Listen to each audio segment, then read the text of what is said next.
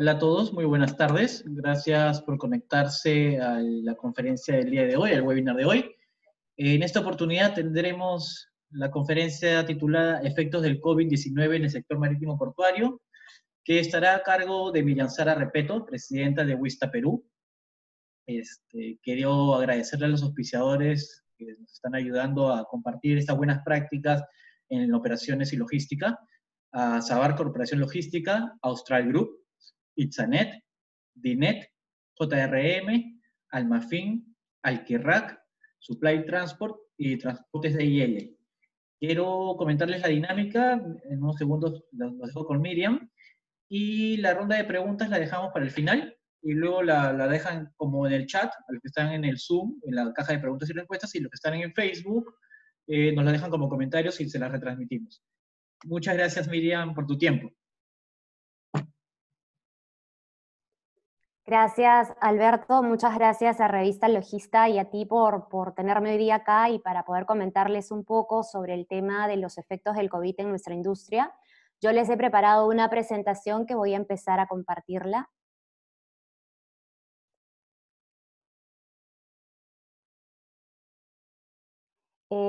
Nosotros venimos de un sector que, como ustedes bien saben, es un sector sumamente dinámico. Es un sector que, pese a esta coyuntura que estamos viviendo, ha continuado y ha seguido brindando los servicios y las operaciones. Sin embargo, pese a esta coyuntura que estamos viviendo que sí efectivamente se está dando una gran afectación a nuestro comercio internacional. Y por ejemplo, acá les tengo un gráfico que nos demuestra que según las cifras preparadas por la Organización Mundial de Comercio, se espera que debido a la pandemia el volumen del comercio mundial caiga entre un 13 y un 32% en el 2020. Imagínense estas cifras, que en realidad son cifras nada alentadoras en realidad, pero que están siendo producto de toda esta crisis que se ha producido debido a esta pandemia que estamos viviendo. La caída de la actividad económica mundial en Estados Unidos, en China y Europa efectivamente tienen un impacto negativo en nosotros, acá en América Latina y el Caribe. Y según algunas cifras estimadas por CEPAL, que es esta dependencia de las Naciones Unidas para América Latina, se estima que el valor de las exportaciones en nuestra región, en América Latina, van a caer aproximadamente en el 15% con una disminución de los precios del 8.8%.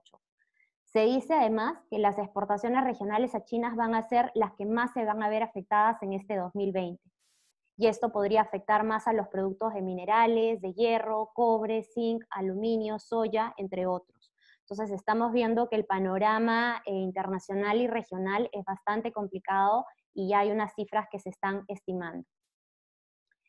Como les decía, ustedes saben que efectivamente nuestro sector no paró, pese a que se declaró el estado de emergencia el 16 de marzo, se continuaron con todas las operaciones y se dieron una serie de normas legales que eran importantes que se establecieran para justamente garantizar que las operaciones del transporte de carga y de mercancías, así como las actividades que estuviesen conexas, pudieran realizarse. Y entonces se señaló expresamente en estas normas que todas las actividades que también eran realizadas, no solamente por las empresas navieras, no solamente por los administradores portuarios, sino también por las agencias marítimas, las agencias de aduanas, las agencias de carga, los almacenes y los operadores logísticos, eran actividades que tenían que continuar y que como eran actividades conexas al transporte de carga y mercancías, esas actividades sí estaban permitidas. Y se sacaron una serie de comunicados, las autoridades competentes, la autoridad portuaria, el MINCETUR, sacaron una serie de comunicados para dar facilidades justamente a estas empresas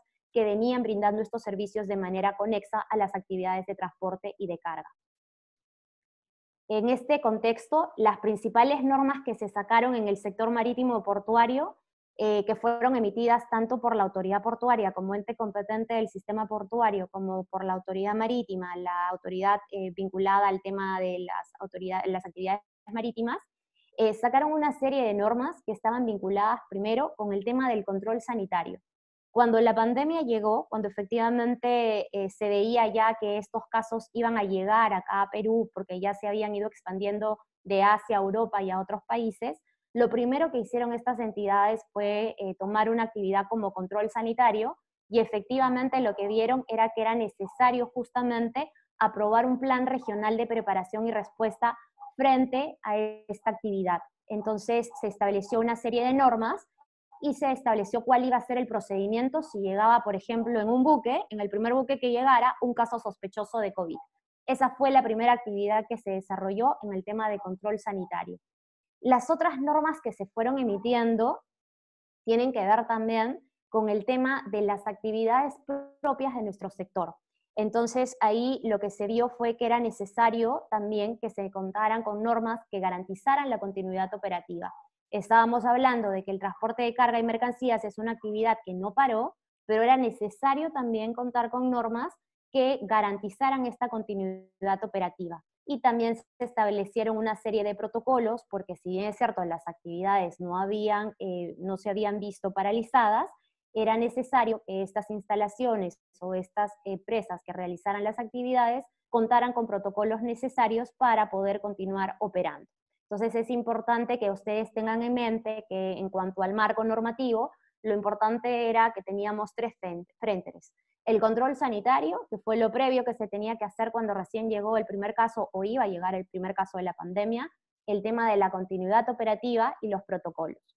En el caso de la autoridad marítima, un aspecto muy importante también a resaltar con el tema de la continuidad operativa es que justamente tomando en cuenta que muchas embarcaciones podrían tener certificados que ya estaban próximos a vencer y que iba a haber la imposibilidad de poder renovarlos por el tema de la pandemia, lo que hizo la autoridad marítima fue justamente sacar unas normas mediante las cuales se extendía la vigencia de estos certificados hasta un periodo establecido. En este caso se ha extendido hasta el 30 de agosto y probablemente esto se vaya prorrogando más.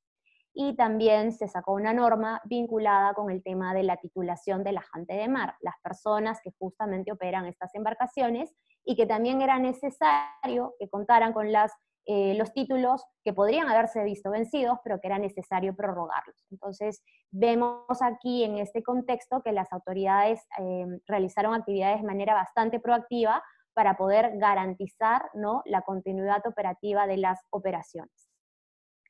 Sin embargo, como hemos visto, y de acuerdo a las primeras cifras que tenemos en cómo nos está afectando esta pandemia, vemos, por ejemplo, que en esta gráfica que ha sido elaborada por la Sociedad de Comercio Exterior y que justamente ha sido elaborada en base a la información de SUNAT, que, por ejemplo, si vemos el caso de nuestras exportaciones, si comparamos este periodo de enero-mayo del 2020 con el periodo de enero-mayo del 2019, nuestras exportaciones a mayo se estarían viendo afectadas con una caída de menos 25.8%. Cifras que son sumamente complejas, complicadas de tomar en cuenta, pero que justamente se vienen dando y que va en la línea de los estimados que ha dado también CEPAL y la Organización Mundial del Comercio. En cuanto a las importaciones, nos pasa también lo mismo. Estamos viendo que si comparamos esta información del periodo de enero-mayo del 2020 con el periodo de enero-mayo del 2019, vemos que también tenemos una caída en nuestras importaciones de aproximadamente el menos 16.5%.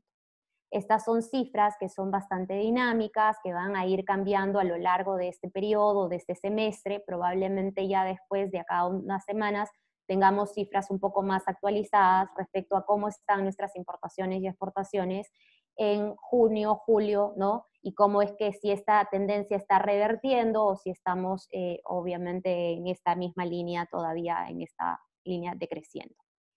En cuanto a los efectos también en la parte portuaria, de acuerdo a un estimado de cifras que ha sido elaborado, unas estadísticas que han sido elaboradas por la Autoridad Portuaria Nacional, para el periodo del 16 de marzo a mayo, que es el primer estimado que han sacado de la pandemia, probablemente estas cifras, como les digo, también van a ir cambiando. Lo que hemos visto es de que se ha movido en este periodo un total de 7.567.182 toneladas métricas. En este contexto es interesante ver que la carga que más se ha movido es la carga de contenedores, que ha tenido un porcentaje de 48.7%, y que en estos contenedores teníamos productos perecibles y no perecibles. La siguiente carga que se ha movido más es la carga de granel sólido, el maíz, la soya, los fertilizantes, con un 38.3%. La tercera carga ha sido la carga fraccionada, con el tema del fierro, el acero, entre otros, con un 7.8%. Vemos una gran diferencia entre la carga de contenedores de granel y la carga fraccionada. La carga de granel líquido ha tenido un porcentaje de 4.7%, y la carga que efectivamente sí se ha visto afectada y que ha tenido una disminución considerable es la carga rodante, que solamente se movió en unos 0.5%. Luego vemos también que en el ámbito fluvial, en el terminal portuario de Yurimaguas, el terminal concesionado, también se movilizó un porcentaje de toneladas métricas, siendo la carga contenedorizada la que se movió en mayor proporción y luego la carga fraccionada. Acá tenemos una gráfica que también nos muestra el porcentaje de toneladas métricas que se ha movilizado en los terminales portuarios concesionados, es decir, estos terminales portuarios que son de uso y de titularidad pública, y en los que se ha dado la concesión por 30 años, ¿no?, a un privado que es el que los opera. Vemos que el terminal concesionado que ha movilizado más carga en este periodo del 16 de marzo al 17 de mayo es el terminal portuario de Muelle Norte, que es administrado por APMTC, y luego tenemos que el terminal de Muelle Sur también es uno de los terminales que mayor carga ha movido, siendo seguido por el terminal de Matarani, el terminal de Salaberry, el terminal de embarque de minerales, el terminal de Paita, el terminal de San Martín y el terminal de Yurimaguas, que es el terminal que está en la parte fluvial, que habría sido el que habría movido menor carga. En este contexto, como les comentaba, hemos visto que pese a que se dieron una serie de normas, tanto para garantizar el tema del control sanitario, el tema de la continuidad operativa, también el Estado peruano estableció un plan de reactivación económica, si ustedes lo recuerdan, y lo dividió por fases.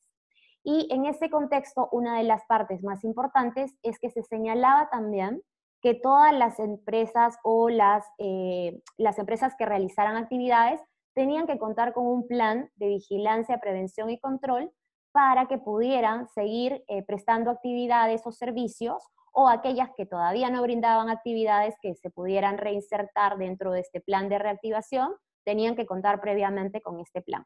Acá les he graficado un poco la secuencia de cómo es que se tenía que elaborar estos planes y en realidad cómo se tienen que elaborar, porque muchas de las empresas que están reactivándose también tienen que seguir este procedimiento frente a las diferentes entidades competentes. Y en el caso que nos ocupa, que es el caso de las instalaciones portuarias, vemos aquí que también era necesario que las empresas portuarias también contaran con un plan justamente de vigilancia y prevención, aun cuando no hubiesen visto paralizadas sus operaciones, tenían que regularizar en contar con un plan, y además se les exigía ese plan también a las instalaciones portuarias que tenían que realizar obras de construcción, como vamos a ver a continuación. Dentro de este contexto, como les comentaba, si bien es cierto, las empresas portuarias no se vieron perjudicadas porque siguieron operando, lo que sí se había visto paralizado en realidad eran las obras de construcción. Muchos de estos terminales portuarios tenían que realizar actividades de construcción de acuerdo a lo que está establecido en sus contratos de concesión. Pero cuando empezó la pandemia, el 16 de marzo, hasta que se estableciera la reactivación, estas obras de construcción no se pudieron realizar. Estas obras de construcción estaban paralizadas.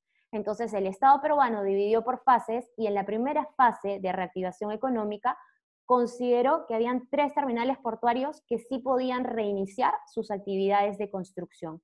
Y en este contexto tenemos a 3 terminales portuarios concesionados, que son el terminal portuario de Salaberry, que tiene un monto de inversión de 945.65 millones y que está ejecutando ahorita estas obras que son correspondientes a su etapa 1 y 2 y que tiene que ver con la reparación de sus muelles, la rehabilitación de sus almacenes y las mejoras de los hilos y las redes de aguas. Estas obras de construcción han sido reiniciadas el pasado 25 de mayo y tienen un monto de inversión que es el que he mencionado. Otro terminal portuario que también se vio afectado por esta paralización debido a la pandemia con las obras de construcción fue el terminal portuario de San Martín, y que recién el 25 de mayo también ha empezado con sus trabajos de construcción de la etapa 2, que tienen que ver con la carga general y la carga de almacén de graneles. Están realizando ahorita estas actividades de construcción. Y el tercer terminal que estaba vinculado a esta primera fase es el terminal portuario de Matarani, Arequipa, que tiene una inversión más pequeña de 35 millones, pero que está justamente viendo el tema de una recepción de camiones para trasladar mineral. Entonces, estos 3 terminales portuarios, si bien es cierto, continuaron con sus operaciones, las operaciones de construcción se habían visto afectadas y se reiniciaron recién el 25 de mayo, luego de que se presentara el expediente técnico y el plan correspondiente, y a la fecha se encuentran en este momento construyendo también estas actividades de acuerdo a lo que está establecido en sus contratos de concesión. En la siguiente fase, que fue la fase 2 y la fase 3, en la cual nos encontramos en este momento, se consideraron a 3 terminales portuarios adicionales. Estos 3 terminales portuarios, a diferencia de los anteriores, son terminales portuarios privados.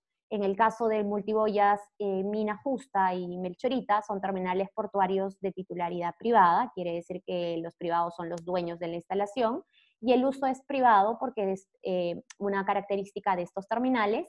Y en el caso del terminal portuario de Chancay es un terminal que es de titularidad privada, pero se entiende que el uso que se va a dar va a ser público, quiere decir que se van a brindar servicios a cualquier tercero que quiera solicitar el acceso para que se les pueda brindar los servicios de recepción y despacho de naves.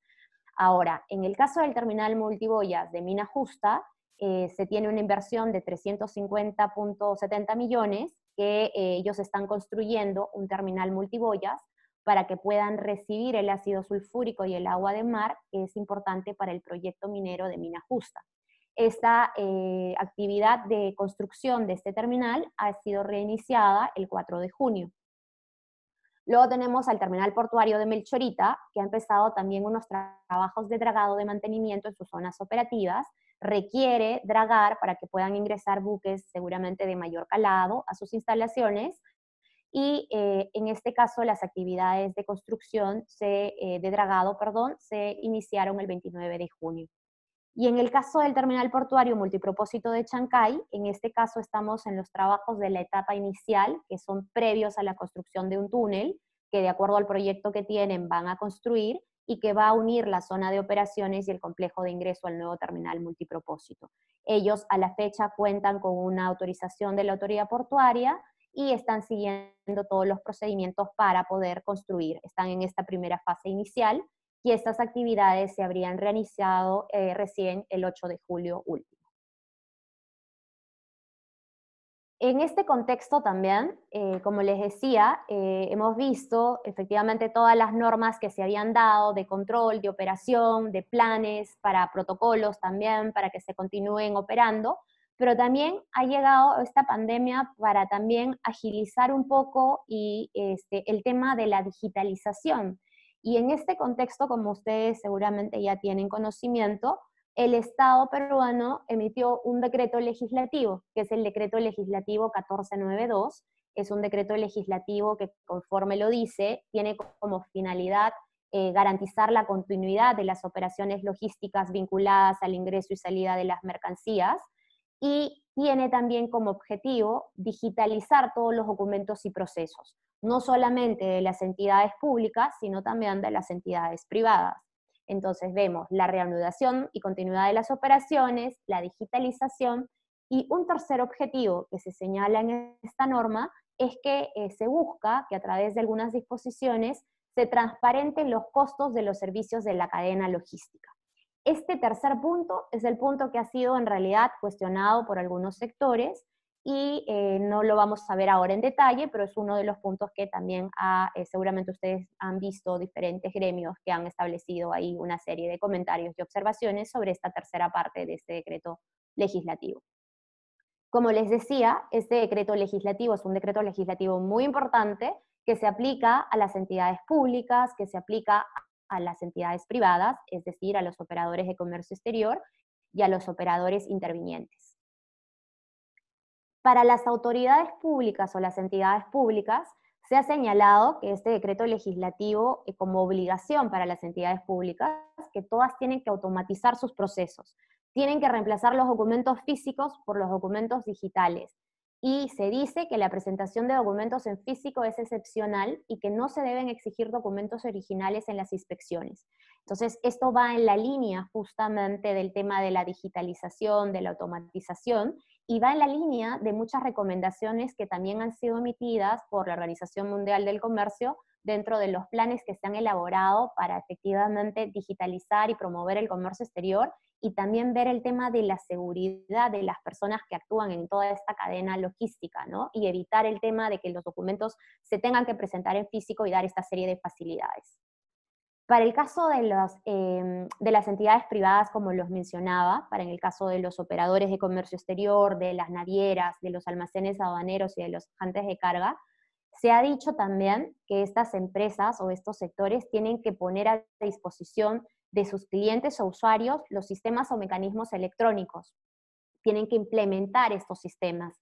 Y además dice que no se debería de requerir el tema de la presentación física o de la copia o original, por ejemplo, del conocimiento de embarque, entre otros documentos. Así como se han establecido una serie de obligaciones, esta norma también ha establecido una serie de procedimientos de fiscalización y sanción. Desde el momento en el que una empresa privada está obligada a cumplir con estas disposiciones de poder intercambiar esta información, de poder digitalizar los procedimientos, también ya se está estableciendo que si estas empresas no lo cumplen, va a haber una sanción que se les va a aplicar. Y en este sentido se ha señalado que se pueden aplicar multas de hasta 10 UITs, en el supuesto de que las navieras, los almacenes o las empresas, almacenes aduaneros o agentes de carga, no cumplan con determinados supuestos de acuerdo a lo que dice la norma.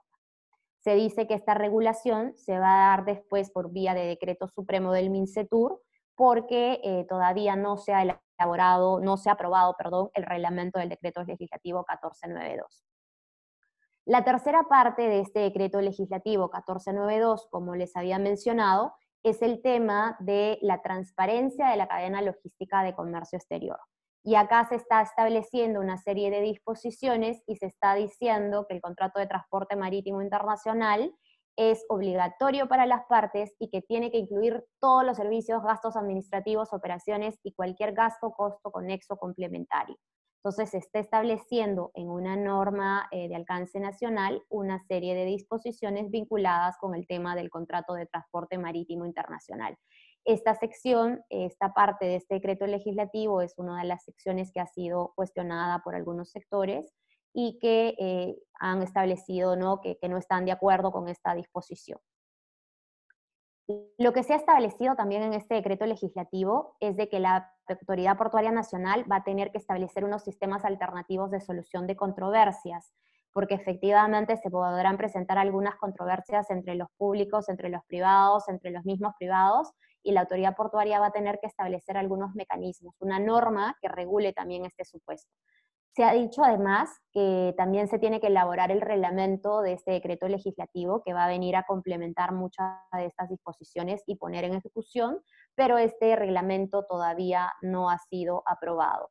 Estas son algunas de las disposiciones que se están recogiendo en el reglamento, que ha salido, el proyecto de reglamento que ha salido publicado y que ha estado sujeto a comentarios y apreciaciones de los usuarios y que probablemente en los próximos días ya sea aprobado por las autoridades competentes. En este contexto, aparte, adicionalmente a esta norma que hemos visto de la digitalización, de la promoción del comercio, también se ha dado una norma muy importante, que es esta norma de la implementación del módulo de información sobre los servicios de logística de comercio exterior, el famoso MIFLO, y que esto había sido ya regulado por justamente el artículo 10 de la ley 28977, y que necesitaba justamente de una norma específica como es esta para que pudiera regularse y establecer su vigencia. Este dispositivo de información lo que busca es de que justamente que se entienda como un portal informativo de servicios logísticos y además va a formar parte de los servicios de la ventanilla única de comercio exterior. Y están diciendo que los operadores que tienen la obligación de pasar esta información tienen que transmitir información veraz, tienen que actualizar la información y además tendrán que presentar información adicional que sea requerida por el MINCETUR, que es la autoridad competente. En este contexto, los operadores de este módulo de información van a tener que describir cada uno de los servicios que prestan, van a tener que indicar el precio de los servicios que se están prestando, así como la lista de servicios que se van a brindar. Esta información que se publique en este módulo va a ser una información obligatoria tanto para el usuario como para el operador.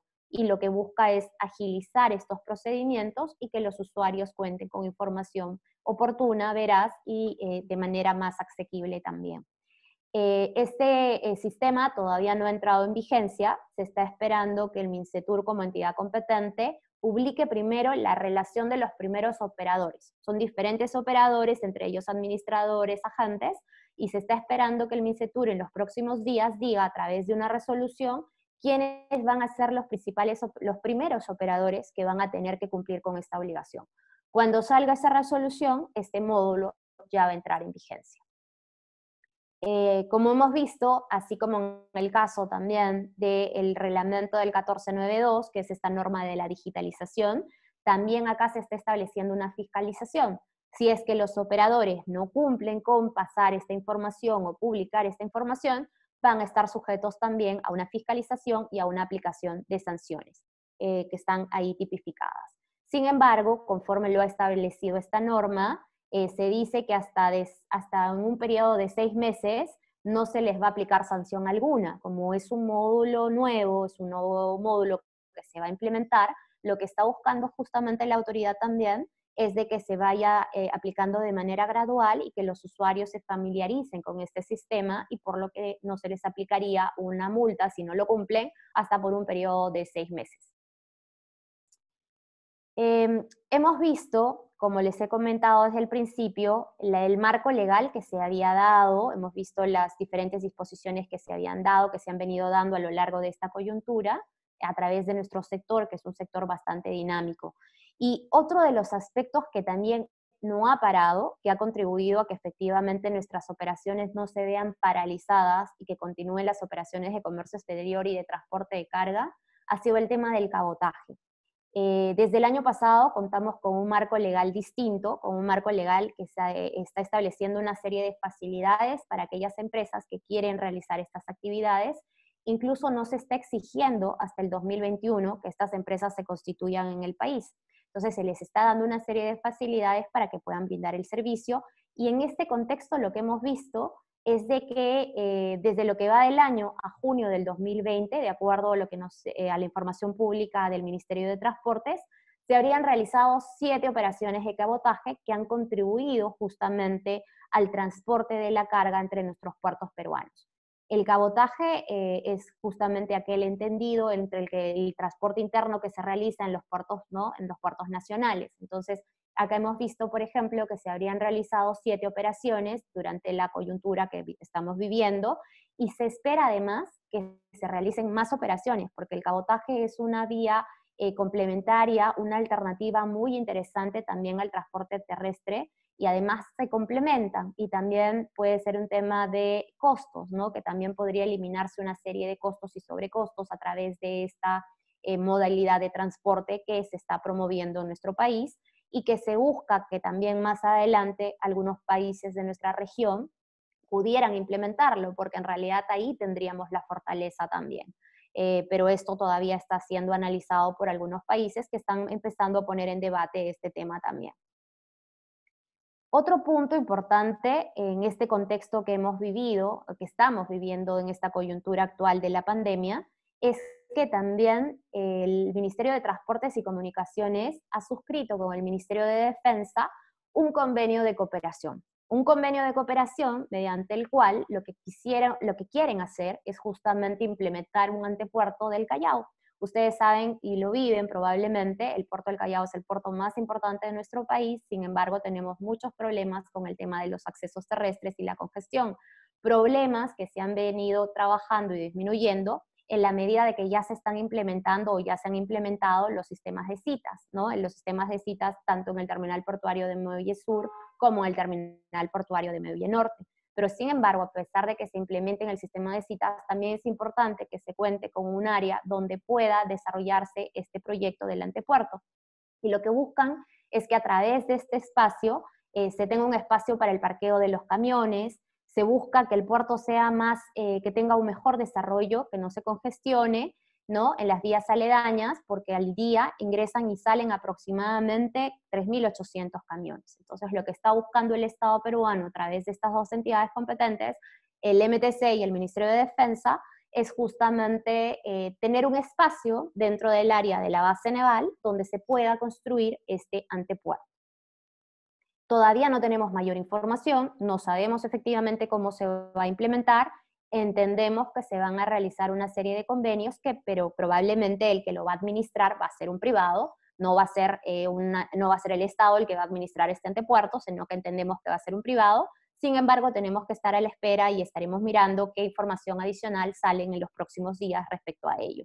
No sé si ustedes escucharon ayer también al Premier, que bueno, lamentablemente ahorita no tenemos la cuestión de confianza, pero justamente ayer el Premier también manifestó que hay un proyecto que también tienen de construir una nueva base naval. Entonces, vamos a ver en qué queda ese proyecto, es una de las cosas que ayer que comentó justo en su presentación ante el Congreso, ¿no?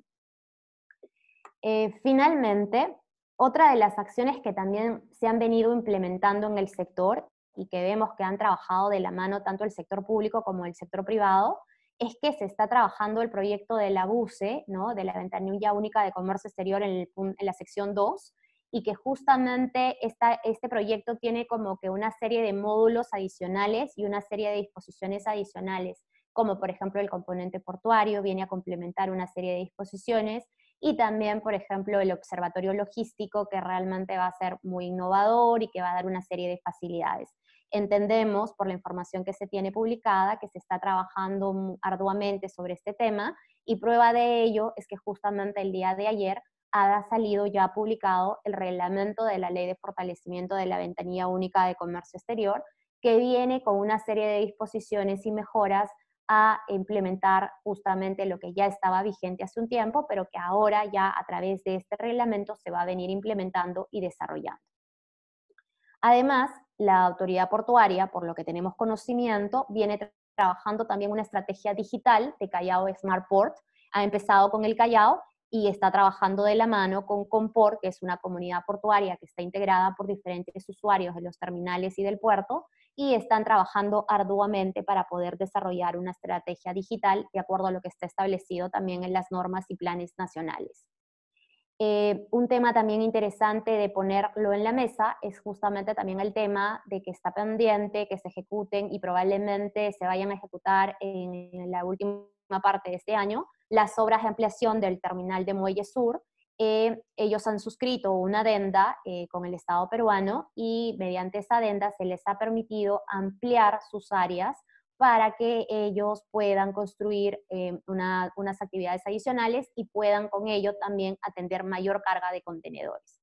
También tenemos entendido que APM viene también negociando una adenda a su contrato de concesión con el Estado peruano, que también le va a permitir desarrollar una serie de mejoras y otras obras adicionales. Esta adenda todavía no ha sido aprobada, se viene, de acuerdo a la información que tenemos, siendo negociada. Y finalmente, también tenemos conocimiento que la autoridad portuaria, junto con la autoridad marítima, las diferentes autoridades, vienen coordinando la aprobación del Plan Nacional de Desarrollo Portuario, que es el instrumento técnico que es muy importante para el desarrollo de nuestros puertos, que es muy importante para el desarrollo de toda la cadena logística, y se está trabajando en diferentes mesas de trabajo virtuales, están sosteniendo reuniones de acuerdo a lo que nos han indicado, y esperan de que este también sea aprobado en los próximos días. Esto era lo que yo les quería comentar, les quería dar un overview justamente de todo lo que había sucedido en nuestro sector. Es un sector bastante dinámico, es un sector que no ha parado y que efectivamente está sufriendo una serie de modificaciones y de cambios, y que requiere del compromiso tanto de privados como de públicos para seguir efectivamente desarrollando sus operaciones. Y lo que sí me parece interesante es que estemos a la espera y expectantes también de cuáles son los siguientes pasos que se vienen a dar, pero este es el framework que en este momento tenemos. Eso sería todo. No sé, Alberto, si vamos a las preguntas. Miriam, muchísimas gracias por tu presentación tan clara y didáctica. Te voy a ir comentando algunas preguntas que nos están dejando aquí en el Zoom y que nos han llegado. A ver, ¿consideras que se actuó oportunamente con las medidas implementadas por el gobierno?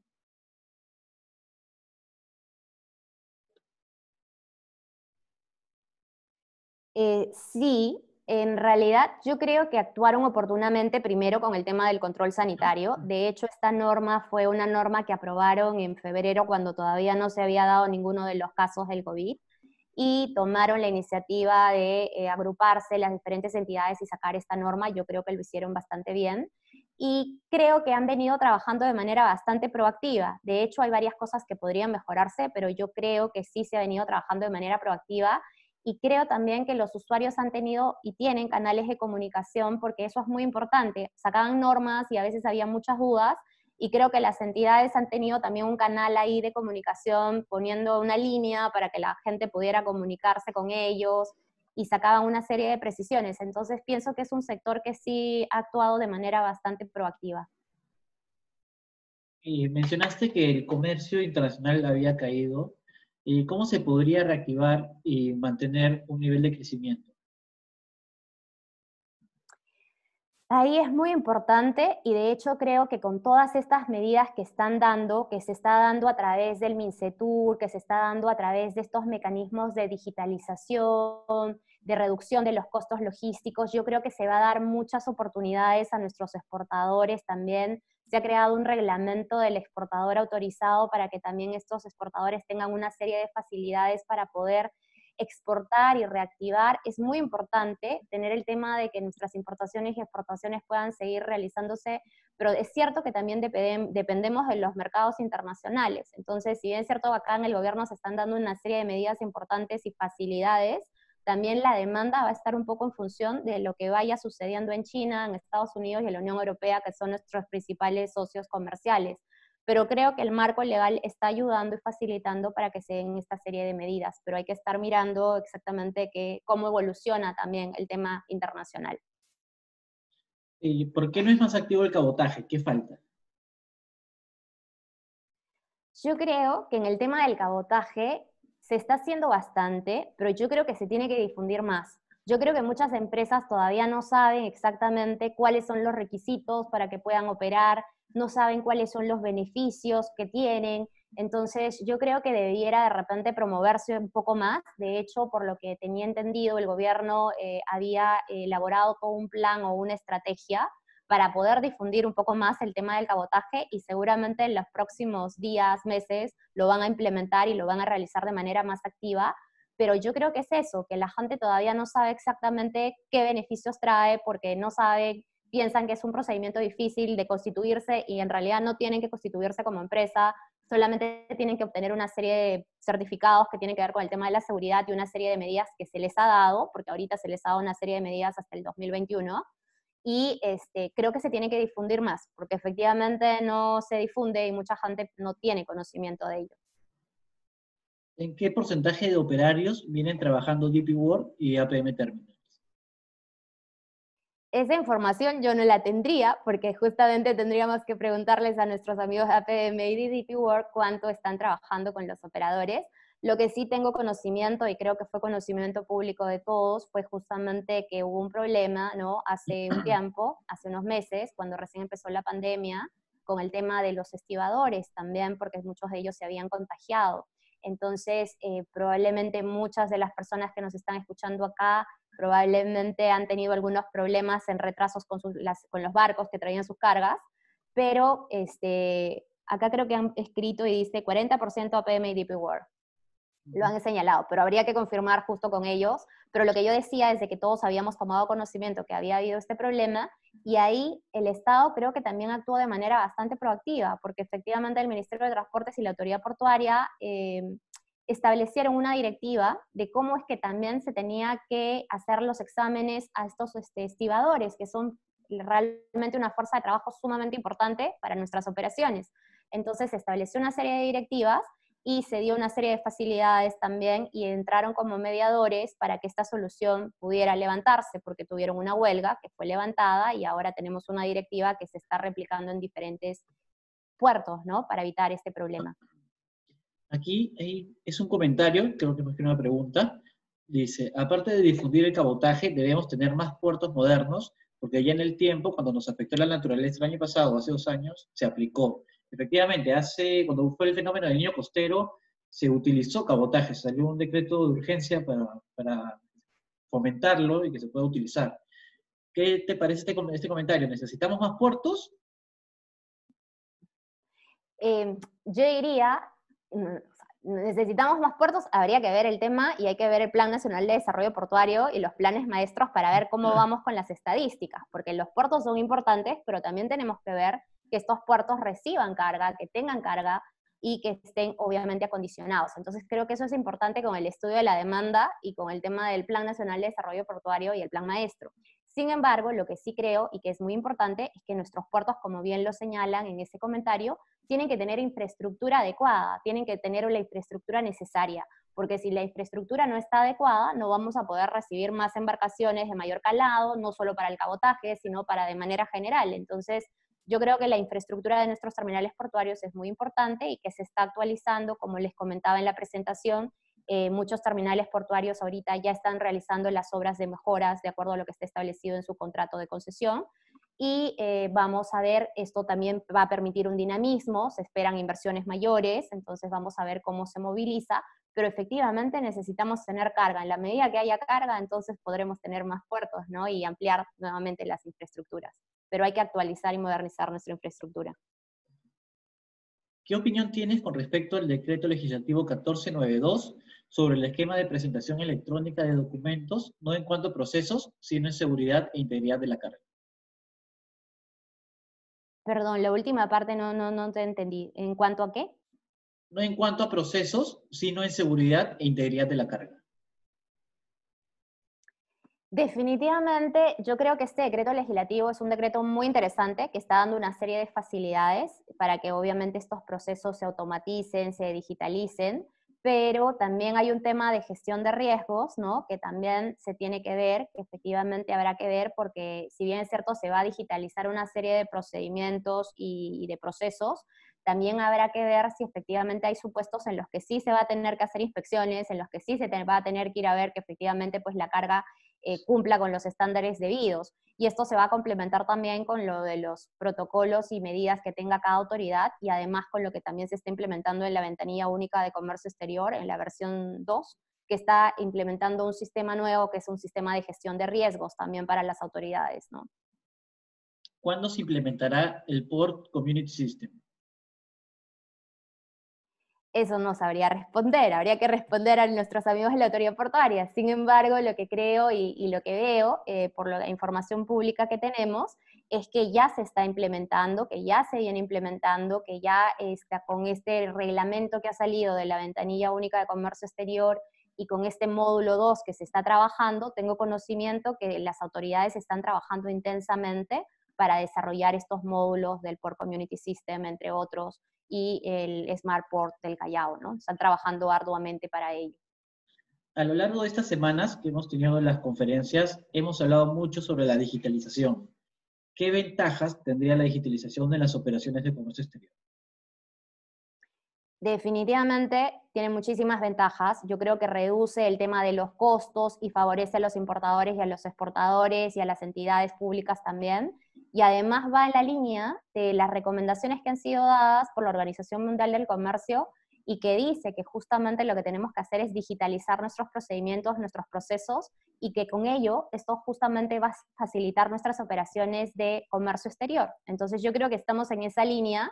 Creo también que hay que difundir un poco más y las normas, que hay que también, son normas nuevas, estamos viendo cómo se están dando, pero hay que generar un poco más de eventos como estos en los que uno puede promover estas normas con las mismas entidades públicas, algunos seminarios o webinars que también reúnan a la comunidad para que de una manera un poco más amigable también establezcan, ¿no?, cuáles son las obligaciones, cuáles son los beneficios y ventajas de estas normas que se vienen dando, que yo entiendo que son muchos. Y un tema también que ha salido mucho en las noticias las últimas semanas es el terminal de Paracas. ¿Qué opinión te merece el tema de la desaprobación que le acaban de dar para el transporte de minerales? La verdad, no tengo mucho conocimiento porque no he visto cuáles son las observaciones que les ha efectuado que ha efectuado la autoridad ambiental. Lo único que yo podría decir ahí al respecto es que es muy importante tener en cuenta que cuando se desarrolla un proyecto portuario, cuando se da una concesión, cuando se otorga una concesión, hay una serie de disposiciones ambientales y una serie de disposiciones en general que se tienen que cumplir. Y hay diferentes entidades que ejercen competencia. Entonces, en este caso entiendo yo que la autoridad ambiental no ha aprobado el estudio de impacto ambiental, probablemente porque han habido observaciones que no han podido ser subsanadas o levantadas. Independientemente del tema en general, eso es lo que yo tengo entendido, no podría dar mi comentario específico porque no sé cuáles han sido las observaciones específicas al respecto. Pero de manera general es importante tomar en cuenta que hay autoridades que tienen normas y que se tienen que cumplir las disposiciones que se establecen. Vamos ya con dos últimas preguntas. La primera de esta última ronda es, ¿tienes un poco de conocimiento sobre el plan del antepuerto en el Callao? Lo que comentaba era este convenio que firmó recién el 5 de junio del 2020 y que es un convenio que ha sido firmado entre el Ministerio de Defensa y el Ministerio de Transportes y Comunicaciones, pero la verdad todavía no tenemos mayor información. Estoy yo también un poco a la espera de ver qué más se informa o qué más se publica. Lo que tengo entendido es que van a suscribir una serie de convenios más y que lo que se busca es que esto no sea administrado por un público, por la entidad pública, sino por un privado. Pero la verdad no tengo mayor información todavía, salvo este convenio que es el que sé que se ha suscrito el 5 de junio y que habrá que ver cómo es que se va a implementar. Y la última pregunta es, cuéntanos un poquito sobre Wista Perú. Gracias, muchas gracias por permitirnos este espacio de poder conversar y poder comentar a toda la audiencia sobre Wista, e invitar justamente a las personas que nos están escuchando. No sé, seguramente muchas mujeres acá también nos están escuchando, y caballeros, todos. Contarles un poco de Wista. Wista es una asociación sin fines de lucro, es Women International Shipping and Trading Association. Es una asociación que agrupa a mujeres que son especialistas en temas del sector marítimo, el sector portuario y el sector logístico y comercio exterior. Es una asociación que se fundó en Londres en 1975, que ya tenemos muchísimos años en diferentes partes del mundo, estamos ahorita en 52 países, y acá en Perú nos establecimos hace recién 2 años, en el 2018, estamos 2 años ya acá en Perú, y es una asociación que lo que busca es justamente visibilizar el rol de la mujer. Estamos en un sector, y que como ustedes muchos saben, es un sector predominantemente masculino, pero nosotros buscamos visibilizar el trabajo de muchas mujeres que también nos desarrollamos en este sector, porque estamos convencidas de que es necesaria la diversidad, para poder alcanzar nuestro desarrollo sostenible, que es necesario, de acuerdo a lo que ha sido también dicho por Naciones Unidas. Si tenemos hombres y mujeres trabajando en un equipo, rendimos mucho mejor. No solo hombres, no solo mujeres, integrados ambos, hombres y mujeres. En la medida que trabajemos de manera conjunta, vamos a poder mejorar la situación económica de muchos hogares, de muchas mujeres, y lograr ese desarrollo sostenible.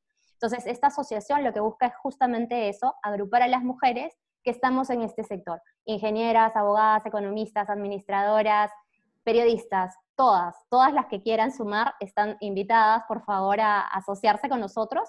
Si quieren conseguir más información, yo feliz de poderles brindar.